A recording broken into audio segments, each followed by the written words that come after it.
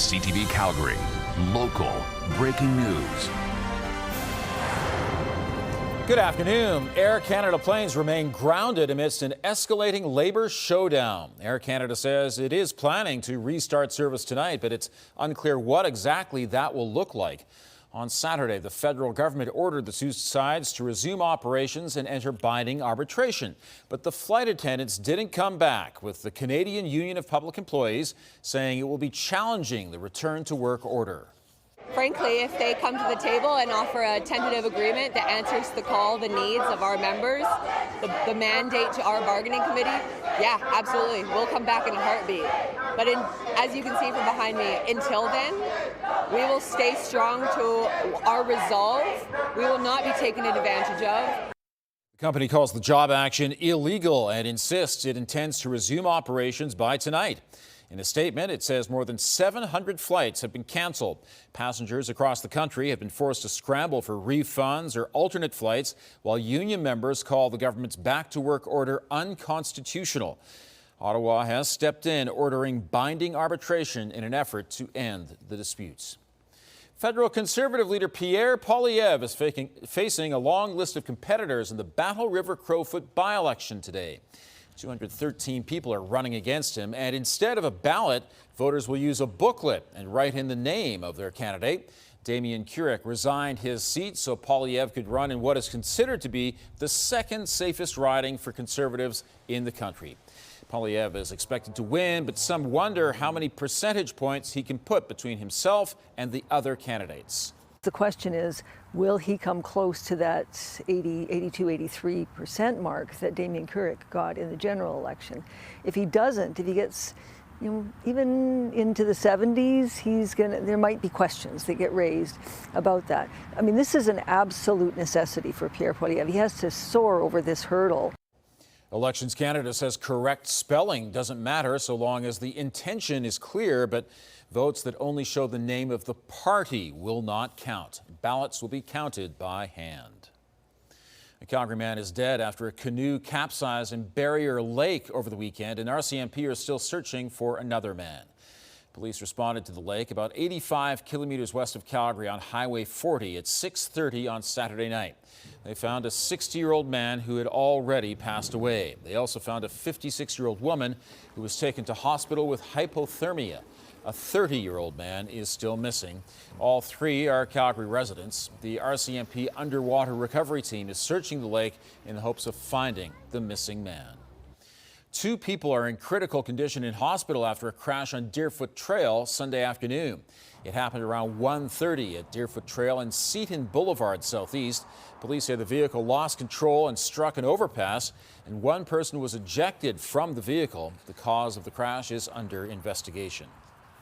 Another single vehicle crash at McLeod Trail and 94th Avenue on Sunday sent two people to hospital. The Calgary Fire Department says the vehicle hit a utility pole at 2:30 a.m. No word yet on a cause for the crash.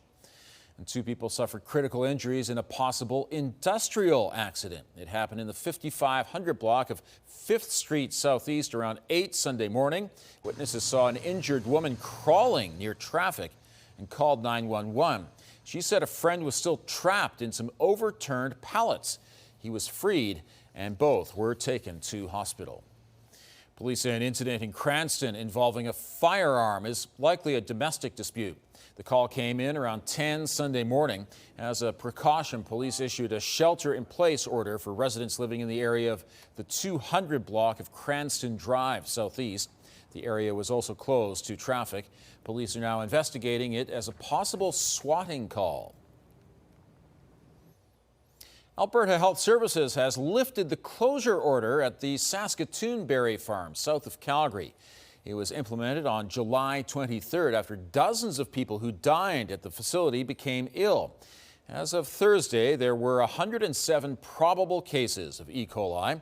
In a Facebook post, the Saskatoon Farm said the bakery opens Saturday, the restaurant opens today, and the Red House later this week. They're still required to use bagged ice, and all water used for cooking, baking, hand washing, and any prep work is from a potable water source that has been approved by AHS. The Alberta government is looking at installing solar panels at 5 correctional facilities in the province. The Infrastructure Ministry says solar power could save taxpayers $1 million a year. A procurement document published by the province says the budget is anywhere from $10 to $50 million. The province plans to start accepting bids to build the solar arrays later this year or in early 2026. Cavalry FC won a thriller of a soccer game at Spruce Meadows last night. Moosey, near side, miss hit. Attack still on, headed up inside. Klopp's there. Irving can't get to it in time. Dan Klopp, the header. Unbelievable. What is happening here in Calgary? Dan Klopp scored the winner in a 5-4 victory over Vancouver FC with seconds left in the game. It was a storybook ending for Klopp, who just rejoined the team after leaving last year to join a Belgian club. Cavalry travels to Ottawa on Saturday. Evan Gilliard and the Surge have downed the Vancouver Bandits in the most dramatic of fashions. And the Calgary Surge advanced to the Western Conference Final after a 105-103 victory over the Vancouver Bandits on Saturday. Evan Gilliard was shooting beyond the three-point arc when he was fouled and then made all 3 free throws to help secure the win. The Surge will play the Winnipeg Sea Bears on Friday night. The winner advances to the CEBL Final against the winner of the Eastern Final showdown between the Scarborough Shooting Stars and the defending champions, the Niagara River Lions. Thanks for joining us. We'll have more on the top stories coming up on CTV News at 5 and 6 or anytime online at ctvnews.ca/Calgary.